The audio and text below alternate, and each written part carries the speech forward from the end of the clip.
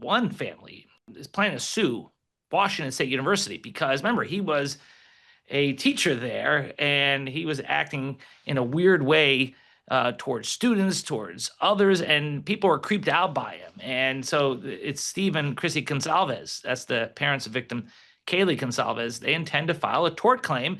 So we're not talking about criminal law here, talking about civil law, much easier to prove. You only need a preponderance of the evidence.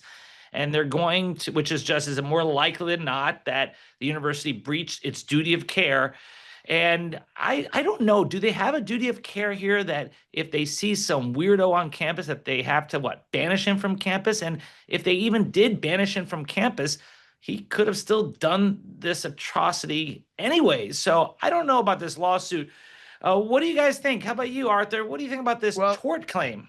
to tie in what you just said, and as a story prosecutor yourself about your ethical obligations before you bring a case, and a prosecutor has those ethical obligations. A lawyer filing a civil lawsuit does not have the same obligations, right? You're not trying to put someone in jail, take away somebody's liberty. You have to be You're ethical, though. You have to, but you're allowed to go on a fishing expedition. And if you notice, they haven't filed in this particular case a full lawsuit.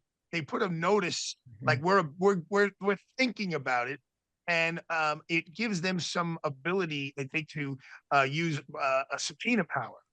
And the lawyer is saying, we just need to know more about what happened and figure out if this could have been prevented.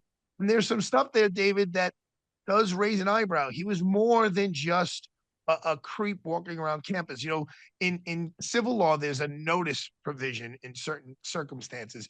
Did you know there was a pothole there before the woman fell and broke her leg? Those kinds of was the government on notice that that was a problem? Well, here it seems like there were a couple of very specific complaints about this guy, scaring people. A woman said, you know, I refused to go on a date with him, and he cornered me several times, and I was afraid to walk home alone. And a neighbor said they saw someone lurking outside my window. There were like 2 or 3 different complaints against him that may have put, and I bet you now, because of this case, other campuses would be a little bit more proactive in investigating and taking a look at who this creep was.